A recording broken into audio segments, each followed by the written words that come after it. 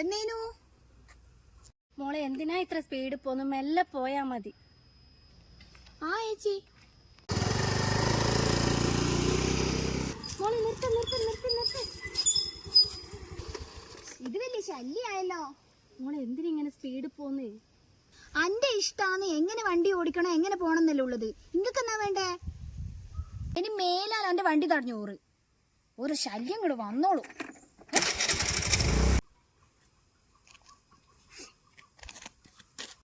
ഓരോരോ ശല്യങ്ങള് രാവിലത്തെ മൂടും കളയാൻ ഓരോന്ന് വരൂ. എന്നാ പറ്റിയേ? ഒന്നും പറയണ്ട ചേച്ചി. ഒരു പെണ്ണുങ്ങള് 2 ദിവസമായി തുടങ്ങിയിട്ട് ചേച്ചി എന്റെ വയ്യത്തന്നെ വരുന്ന്. മോളെ സ്പീഡ് കൂടുതലാന്ന് മല്ലനെപ്പോ, സ്പീഡ് കൂടുതലാന്ന് മല്ലനെപ്പോ എന്നെല്ലാം പറഞ്ഞിട്ട് എന്തെന്നാ പറയണ്ടേ. ഭയങ്കര ശല്യം. ആ ചേച്ചീനെ മോളെന്തെങ്കിലും പറഞ്ഞാ? ആ ചേച്ചി ഞാൻ നല്ലോണം പറഞ്ഞിനി. എത്ര ദിവസമായി എന്നറിയാം എന്നെ ശല്യം ചെയ്യുന്നേ. ഇനി എന്റെ വണ്ടി തടയൂലോറ്. മോള് ചെയ്തത് വളരെ തെറ്റായിപ്പോയി കേട്ടാ. മോക്കറിയാം ആ അമ്മേന്റെ മോള് മരിച്ചിട്ട് ഇന്നത്തേക്ക് 2 വർഷമാവുകയെന്ന്. മോളെ സ്കൂട്ടിയും കൊണ്ട് പോകുമ്പോൾ ആ അമ്മ തടഞ്ഞിട്ടുണ്ടെങ്കിൽ ആ അമ്മക്ക് മോള് ആ അമ്മേന്റെ മോളായിട്ട് തോന്നിയിട്ടുണ്ടാവും.